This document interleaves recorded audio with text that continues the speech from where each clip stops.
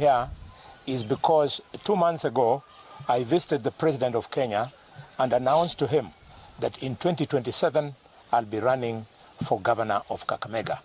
Today was the day to now inform the county government of Kakamega that I'll be running for governor in 2027.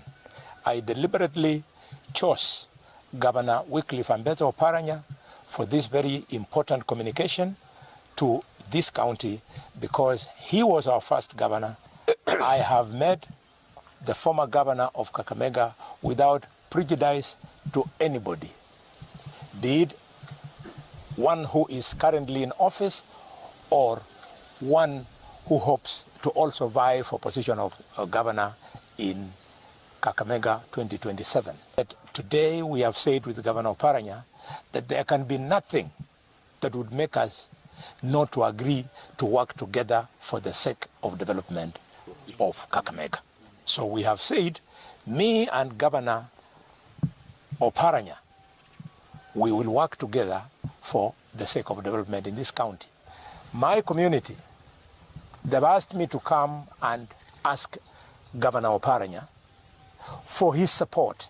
So we are encouraging Governor Oparanya in 2027 not to aim low, to aim high. And we are prepared to support him in that position at the higher level that he's going to aspire for, because it should not be criminalized that when Kakamega asks for the highest position in the land or the second highest position in the land, it is disrespectful to some other county in our community. And we would like Oparanya's colleagues in Azimio to understand him for that. We would like my colleagues in Kenya Kwanza to understand me for that, because in politics it's said all politics is local. He put me on toes, of course, to deliver. And because he put me on toes, I think I was able to deliver. And that is what a senator is supposed to do. Sometimes he puts you under pressure, you don't get annoyed. You know that is his work. And people thought that we were enemies. We are not enemies. And even if you thought that we were enemies, in politics there is no permanent enemy and permanent friends. What is important is interest.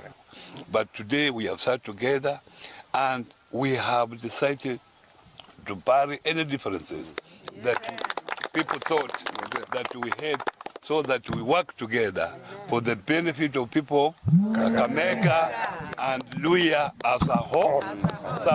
Yes. I've told him to consult with this coalition, consult with the president. I will also do the same in our side to make sure that we are all together come 2027. When two senior brothers in our community can get together on a table and talk to each other, that is very important.